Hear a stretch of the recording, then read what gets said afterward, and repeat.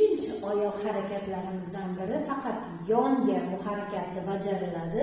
Shuning uchun yon yo'rg'a deb nomlanadi. Bunda oyoq holatlarimiz 7 va 6 oyoq holatlaridan olingan, jamlangan harakat hisoblanadi. Oldiga, orqaga, oldiga, orqaga. Shu harakat bilan yon boshga yuramiz. O'ng oyoqda 1, 2, 1, 2 yon boshga qarab yurib ketaveramiz. Chap oyoqda oldiga, orqaga, oldiga, orqaga, oldiga, orqaga, oldiga, orqaga.